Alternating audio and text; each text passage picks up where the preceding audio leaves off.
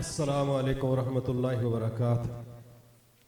अल्हम्दुलिल्लाह वस्सलातु वस्सलामु अला रसूलिल्लाह सल्लल्लाहु अलैहि वसल्लम। अम्मा बाद, मैं चंद मिनट में बहुत हसास और अहम किस्म की वो बातें आपके सामने शेयर करना चाहता हूँ। इंशाअल्लाह मुझे उम्मीद है कि अगर उस पर पॉलिसियां बनाने वाले तवज्जो करेंगे तो वो इस दुनिया में भी और क़यामत को भी इंशाअल्लाह सुरखरू हो सकेंगे। मैंने एक दिन अफवाज पाकिस्तान के सालार सैयद हाफिज आसिम मनीर साहब, जो सालार आज़म है अफवाज पाकिस्तान के, उनकी एक दिन मैं तकरीर सुन रहा था तो मैं हैरान था इस बात पर कि वो पाकिस्तान के अंदरूनी मसाइल के हल के सिलसिला में कुरान मजीद की आयात से इस्तदलाल कर रहे थे।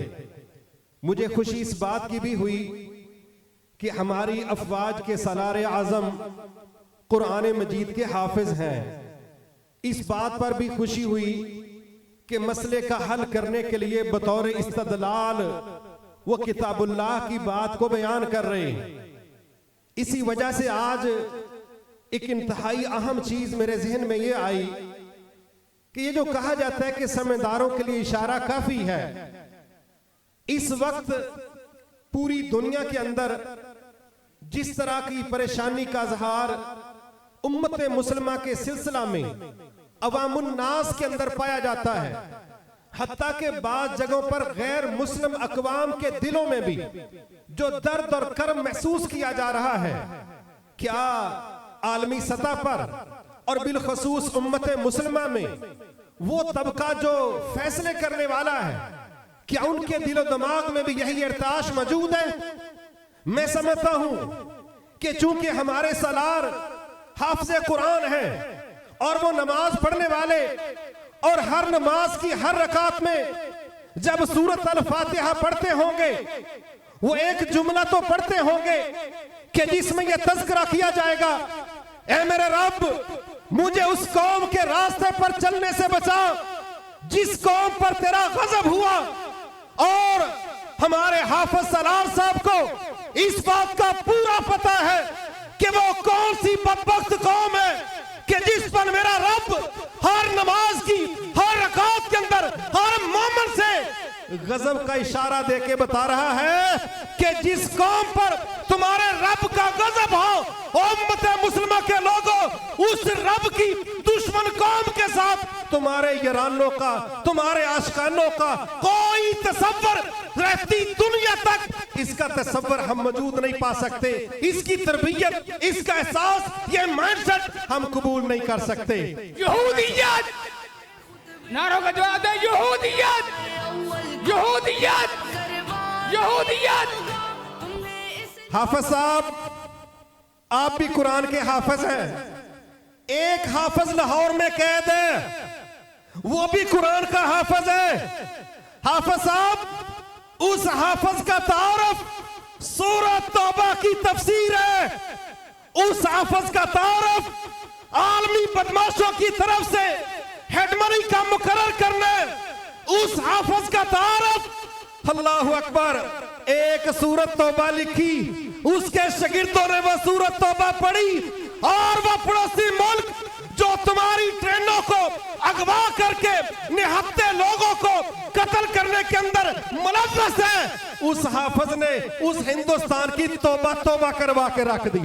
और आज वो लोग अपनी नस्लों को, अपने बच्चों को, अपने रिसर्च सेंटर्स को वो कहते हैं इस बंदे को स्टडी करो, इसके दिमाग में जो चलता है वो 1.5 अरब आबादी के हिंदुस्तान की बुनियादों को हरा देने का मंसूबा है। उस हाफिज को भी पढ़ो जिसको कैद में रख के ये समझते हो कि हमने दुनिया को साफ इमेज दिया है, शायद अब हम शरीफ तकलीफ समझे जाए। ना, हमारे हाफिज ने तुम्हें बड़े स्टार्ट में समझा दिया था, वलन तर्जा अनकल यहूद वलन नसारा हत्ता तत्तबिया मिल्लतहुम।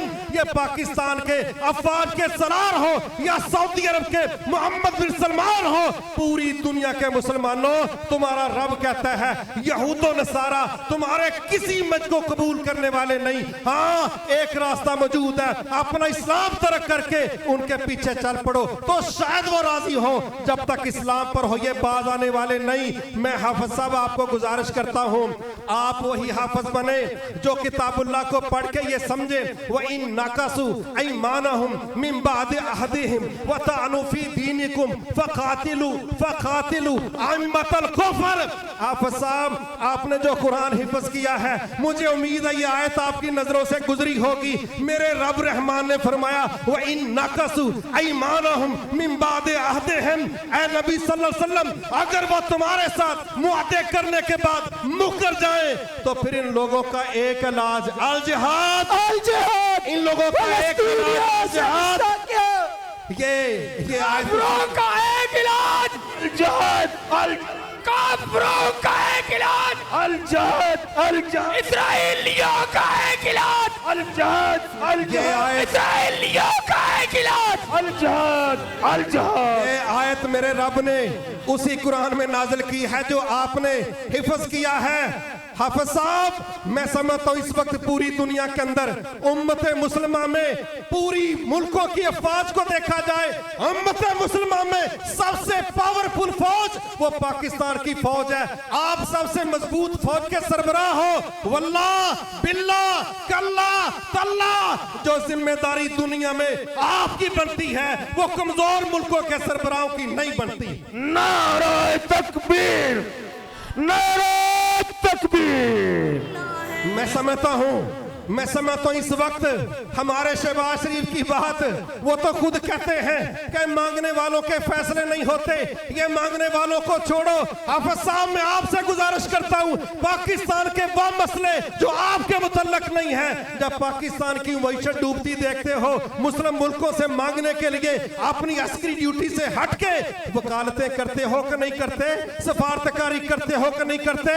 जब इस कुरान को आपने हिफ्ज किया है, जब इसमें लफ्ज आ जाए या अय्युहल्लज़ीना आमनू, इसमें वर्दी वाले भी आते हैं, बगैर वर्दी के भी आते हैं, तमाम पॉलिटिकल पार्टीज आती हैं, सारी सियासी जमातें इसमें आती हैं। हाफिज साहब, मैं तो चाहूंगा इस वक्त आप पाकिस्तान से आगे बढ़े। ये ओआईसी बस ओआईसी वाली बात है, ये आई और गई वाली बात है। वल्लाह कुव्वत वाले बंदे की बात पर तवज्जो होती है। हाफिज आसम मनीर साहब बतौर सपा सलार आजम पाकिस्तान नहीं, मैं समझता हूं उम्मत मुस्लिमा की तवज्जो आपकी तरफ है। आगे बढ़े, पूरी दुनिया के अंदर फलस्तीनियों के सफीर बने, किबला अव्वल के वजीर बने, पाकिस्तान की नुमाइंदगी करें और दुनिया को बता दे कि जिस कुरान को मैंने हिफ्ज किया है, आज भी वजीर आजम आजाद कश्मीर की बॉडी लैंग्वेज पढ़ो, उसके जुमले सुनो, वो कहता मैं किसी की बात को नहीं समझता, मेरे रब ने जो कुरान में कह दिया हम उसके पाबंद हैं। आओ तसव्वुर जिहाद को अपने 30 पारों से कबूल करो और उठो और उम्मत मुसलमान को जगाओ। आखिरी गुजारिश मैं पाकिस्तान के चीफ जस्टिस से करना चाहता हूं, क्या गुजारिश करना चाहता हूं, वो बाहर एक बाबा सा अंग्रेजों ने बिठाया हुआ है, सोशल मीडिया में $70 के $80 के चलान माफ करके वो लेडी से जनाना सी बातें करके हमें तासर देते हैं। ये बड़े इंसाफ वाले लोग हैं, ये बड़े नरम दिलों वाले लोग हैं। चीफ जस्टिस पाकिस्तान, मेरी आपसे गुजारिश है, यहाँ तो जो इंसाफ का होना था हो गया, उठो ना, इन लोगों को कहो कि $70 के चलान माफ करके नंबर बनाते हो दुनिया पर। आज 70,000 से ज्यादा फलस्तीनियों को शहीद कर दिया गया, औसतन डेली 100 बच्चा कत्ल हो रहा है। चीफ जस्टिस ऑफ पाकिस्तान, उठ जाके दुनिया के अंदर ये जो जुडिशरी है, जाओ यूएनओ के अंदर जाओ, सारी दुनिया के चीफ जस्टिस से मिलो, उनको कहो कि ये तुम्हारा इंसाफ है, ये तुम्हारा इंसाफ है? डेली 100 बच्चा कत्ल करवाते हो और सपोर्ट करते हो और कहते हो गजा को छोड़ दो। ये चीफ जस्टिस का फर्ज बनता है वो आलमी अदालतों को जाके ललकारे और वो जो हथौड़ा टेबल पर लोगों में रखा है वो इन जालिमों के सरों में मारे और उनको बताए 70 रुपए का चालान माफ करके तुम दिल नहीं जीत सकते। अगर दुनिया के अंदर अदल और अमल पेश करना है, आओ फलस्तीनियों को हक दो। और जो मुआहदे की खिलाफ वर्जी इसराइल ने की है, मैं पाकिस्तान की यूनिवर्सिटियों के चांसलर्स को कहना चाहता हूं, तमाम पॉलिटिकल पार्टीज के जिम्मेदारों को कहता हूं कि लंदन में जाके हुकूमतें बचाने के प्लान बनाने की बजाय उम्मते मुस्लिमा को बचाने का प्लान बनाओ। मेरे नबी को मेरी माँ अम्मा जी खदीजा रजी अल्लाह तआला ने कहा था, ए रसूल सल्लल्लाहु अलैहि वसल्लम, आप चूंकि मजलूमों के साथ खड़े होते हैं, मैं कसम उठा के कहती हूं अल्लाह आपको जाय नहीं करेगा।